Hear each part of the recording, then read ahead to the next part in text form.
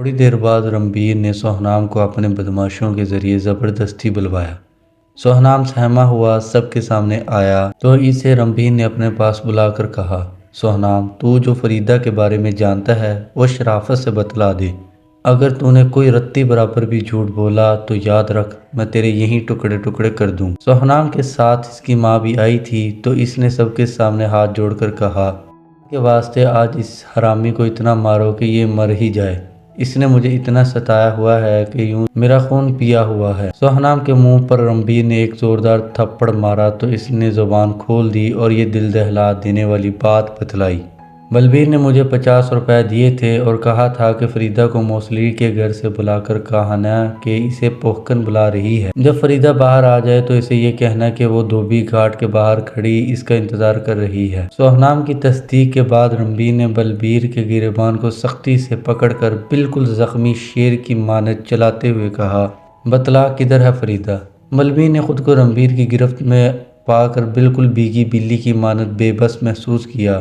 اس کا جرم عیاں ہو گیا۔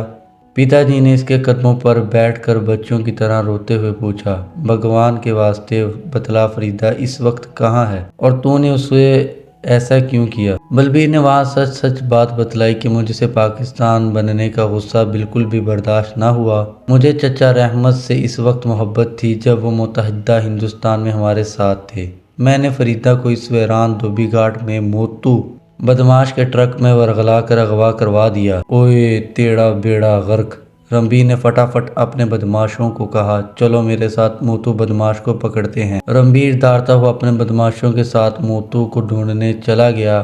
وہ چلا گیا تو پتا جی نے اپنے قریب کھڑے ایک شخص سے کرپان لی اور شدید غصے کے عالم میں کرپان بلبیر کے پیٹ میں گھونپ دی اور پھر غصے سے کانپتے ہوئے کہا کہ مجھے معلوم نہ تھا کہ میرا خون اتنا گندا ہو سکتا ہے۔ اس کا ختم ہو جانا ہی بہتر ہے۔ پتا جی نے بلبیر کو وہیں ختم کر دیا۔ بلبیر کے قتل کے بعد کسی نے پولیس کو اطلاع کر دی۔ تھوڑی دیر بعد پولیس آئی۔ انہوں نے پتا جی کو بیٹے کے قتل کے جرم میں پکڑ لیا۔ وہاں موجود مجمع کے چند مخلص لوگوں نے یہی کہا کہ رنبیر فریدہ کو لے کر آنے والا ہی ہوگا، لہٰذا فی الحال تم اپنے گھر جاؤ۔ چنانچہ ہم گھر لوٹ آئے۔ وہاں چچی فریدہ چلا رہی تھی جبکہ چچا رحمت مسلسل اپنے اللہ سے دعا مانگتے جا رہے تھے۔ انہوں نے مجھے جھنجھوڑتے ہوئے کہا کہ بتلا ظالم میری فریدہ کہاں؟ میرے پاس ان کے سوال کا جواب نہ تھا۔ شام تک محلے کے لوگ ہمیں فریدہ کے سلسلے میں تسلی دیتے رہے۔ ہمارے گھر میں چند پڑوسی اور سہیلیاں بھی موجود تھیں۔ رنبیر کو موتو بدماش کے پیچھے گئے کافی دیر ہو گئی تھی۔ ہم سب انتہائی پریشانی کے عالم میں بے چینی سے اس کے آنے کا انتظار کر رہے تھے۔ نیز ہمیں پورا یقین تھا کہ وہ لازماً فریدہ کو لے کر آئے گا، لیکن ہماری ساری امیدیں اس وقت بیکار ثابت ہوئیں جب ہمیں ایک اور قیامت خیز اطلاع ملی کہ رنبیر اور اس کے 2 ساتھیوں کو موتو کے ساتھیوں نے فریدہ کے حصول کی کشمکش کے دوران بے دردی سے قتل کر دیا تھا۔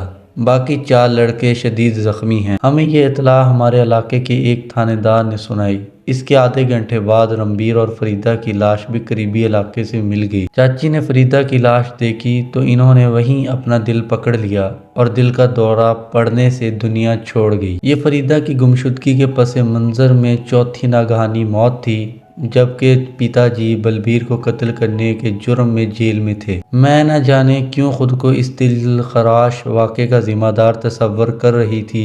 ایک طرف میں اپنے نصیبوں کو اور اپنے گھر والوں کی ناگہانی موت پر رو رہی تھی تو دوسری جانب چچا رحمت اور فریدہ کے قدموں میں گر کر فریدہ کی بلبیر کے ہاتھوں بربادی اور موت کی معافی مانگ رہی تھی۔ چچا الٹا مجھے گلے لگا کر کہہ رہے تھے، بیٹی یہ فریدہ کی شہادت اور چچی کی موت پاکستان بننے کی قربانی کی ایک شکل تھی۔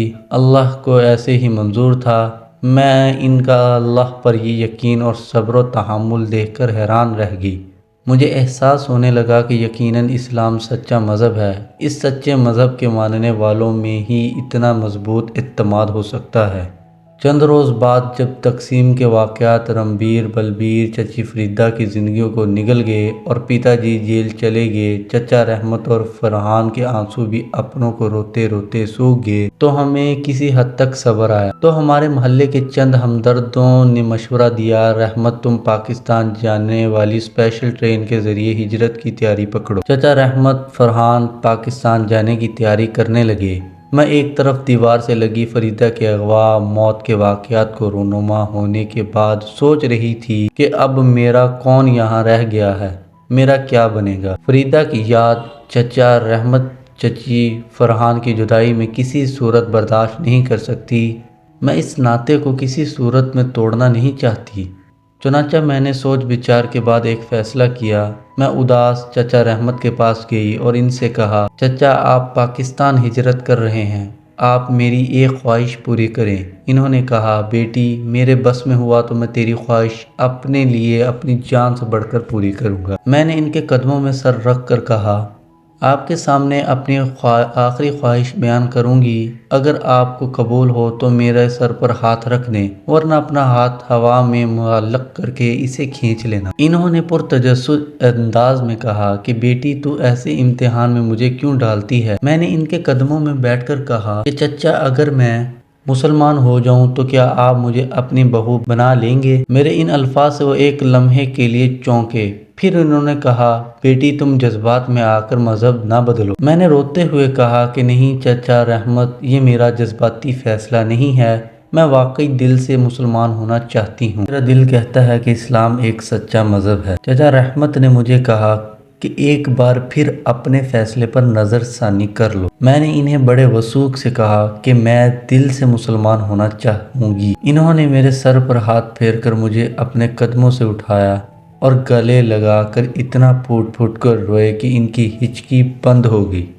انہوں نے مجھے کہا کہ مجھے بہو نہیں بلکہ تمہاری صورت میں بیٹی مل گئی۔ اس کے بعد انہوں نے مجھے مسلمان ہونے کی پہلی شرط کے طور پر کلمہ پڑھایا اور فرحان کے لیے اپنی بہو تسلیم کر لیا۔ مختصر یہ کہ میں چچا رحمت اور فرحان پاکستان آ گئے۔ یہاں لاہور والٹن میں میرا بڑا سادگی کے ساتھ فرحان کے ساتھ نکاح پڑھا دیا گیا اور میں شوبہ سے سکینہ بن گئی۔ میں مرتے دم تک وہ ایک لمحہ نہیں بھول سکتی جب میرے دل نے ایک سچے مذہب کو پہچانا۔ چچا رحمت فریدہ کی یاد میں پاکستان آ کر بیمار ہو گئے۔ انہوں نے مرتے وقت فرحان کو وصیت کی کہ وہ ہمیشہ میرا خیال رکھے۔ فرحان اس وصیت پر تا حیات قائم رہا، جو اس کی مجھ سے محبت کی دلیل ہے۔